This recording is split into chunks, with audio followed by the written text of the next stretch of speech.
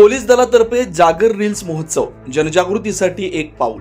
कायदे आणि नियमावलीबाबत सर्वसामान्य नागरिकांमध्ये जागरूकता निर्माण करण्यासाठी अहिल्यानगर जिल्हा पोलीस दलातर्फे 7 ते 27 एप्रिल 2026 या कालावधीत जागर रील्स स्पर्धेचं आयोजन करण्यात आलं आहे. स्पर्धेचे मुख्य विषय महिला सुरक्षा व सक्षमीकरण, सायबर क्राईम जागरूकता, वाहतूक नियमांचे पालन, अंमली पदार्थ विरोधी जनजागृती, दहशतवाद व नक्षलवाद विरोधी जागरूकता, सोशल मीडियावरील अफवांपासून सावधानता, रील्ससाठी आवश्यक नियम, रीलचा कालावधी 30 ते 90 सेकंद असावा, मजकूर सकारात्मक असावा, कुणाची बदनामी, अश्लील किंवा द्वेषपूर्ण मजकूर नसावा, चित्रीकरण करताना वाहतूक नियमांचं पालन करणं अनिवार्य आहे, पोलिसांच्या गणवेशाचा योग्य वापर करावा, दुसऱ्याचं संगीत किंवा आशय परवानगीशिवाय वापरू नये, आकर्षक पारितोषिक. अहमदनगर सायकलिंग क्लबच्या वतीनं विजेत्यांना खालीलप्रमाणे बक्षिसं देण्यात येतील. प्रथम क्रमांक 21,000 रुपये, द्वितीय क्रमांक 15,000 रुपये, तृतीय क्रमांक 11,000 रुपये, चतुर्थ क्रमांक 7,000 रुपये.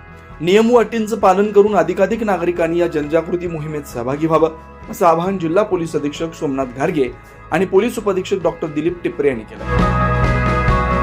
अहिल्यानगर जिल्हा पोलीस दलाच्या वतीनं जागर हा एक उपक्रम राबवण्यात येत आहे. यामध्ये रील स्टार्स जे आहेत त्यांना यामध्ये सहभागी होता येईल. रील महोत्सव आयोजित केलेला आहे आणि यामध्ये काही विषय देण्यात आलेले आहेत, जसं महिला सुरक्षा या संबंधातली जागरूकता असेल, सायबर गुन्हेगारी असेल या संबंधातली जागरूकता असेल, किंवा अफवा ज्या सोशल मीडियावरती पसरवल्या जातात या संबंधातल्या गोष्टी असतील, अंमली पदार्थ विरोधी अभियान असेल, दहशतवाद या संबंधी असेल, असे विषय घेऊन आपण रील महोत्सव जो आहे तो 7 एप्रिल ते 27 एप्रिल या दरम्यान आयोजित केलेला आहे. यामध्ये जे रील स्टार म्हणजे नामांकित असतील, काही रील स्टार नामांकित नसतीलही, त्यांना सगळ्यांना यामध्ये सहभागी होता येईल. ज्यांचे जे कंटेंट चांगलं असेल, प्रेझेंटेशन चांगलं असेल आणि इफेक्टिव्ह असेल अशा रील स्टार जे आहे तर त्यांना आकर्षक आम्ही बक्षिसं पण देणार आहोत. तर या निमित्तानं या रील महोत्सवमध्ये आपण सहभागी व्हावं अशा पद्धतीनं आवाहन करण्यात येत आहे. धन्यवाद. 24 लाईव्ह महाराष्ट्र न्यूजसाठी भाऊसाहेब गामणे,